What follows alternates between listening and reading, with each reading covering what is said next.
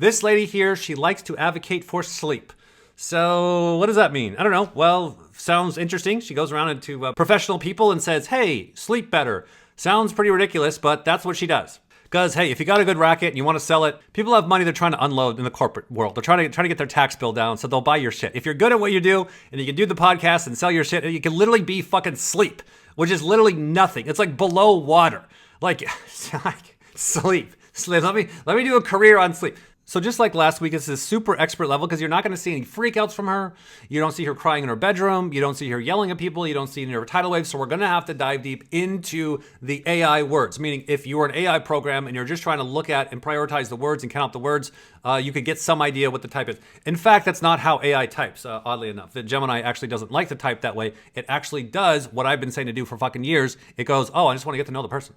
How would I just get to know the person and see beyond their bullshit and their anecdotes and their words out of context and actually see what their voids in? Let me gather in more. That's what the AI figured out really fucking fast. So whether you're Dave, whether you're somebody who is learning to type, or whether you're AI, it's the same process of actually getting to know the people. You're looking at the life pile of the person. You're looking at the archetype of the person. You're looking at what the people around them have to fucking babysit them for. You're looking at what they're not saying. You're looking at who they are not in your own database. So looking at the words of the first clip, I am a sleep physician and I spend a lot of my time and career trying to educate and advocate for people to prioritize sleep. Well, there we go. That's what we saw last week. I'm also trying to educate and advocate for information, and it doesn't really go very well. So, is this DE like the last lady? I don't know. Well, she's trying.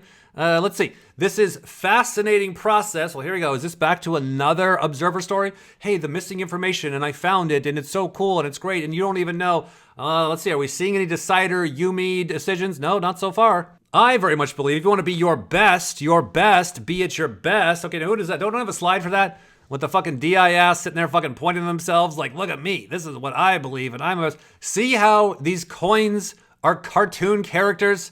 Like, you gotta see them in this simplicity. Is this the last lady where she's like, well, I think the tribe and I think they, and I want to tell them and the reasons and they think it, like, or is this, yo, bro, I do what I fucking want. This is great shit. You should get in on it or you're an idiot. She tells Will Smith Jr., hey, if I could offer you something free and healthy and it's going to help you and be more productive and cool and awesome and mock block, wouldn't you want to do that? Wouldn't you want that? Wouldn't that be valuable? Wouldn't that be cool?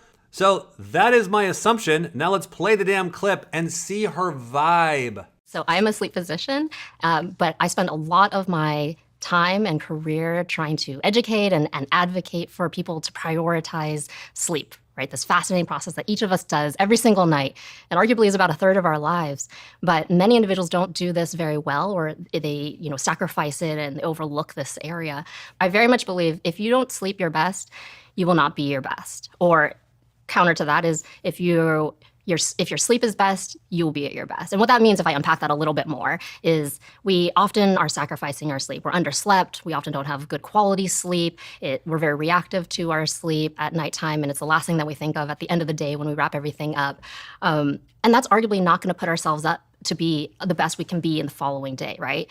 And for my elite athletes that I work with, when you actually get sufficient sleep, you have practices that you plan into your day and you actually are more proactive with that, it can be a game changer. And for them, when it comes to performance on the field, that can be the difference of a 9% improvement in free throw shots. It can mean reacting 12% faster. And so until you experience that, it sometimes is hard to grasp how much of a difference this can make in your life. But it is one of the foundations that will impact everything about how you function, your mood, how you feel, and ultimately perform the following day. If I could offer you, or yes, you specifically, Steve, if I could offer you something that's free and healthy and safe, that's going to help you think more clearly, make better decisions, be in a better mood, be more productive and efficient, would you want it? Of course. How much? Exactly. And so it's really a decision of whether you want to invest your time to be able to be more proactive with this particular area of your life to get the benefits that come down the road with it.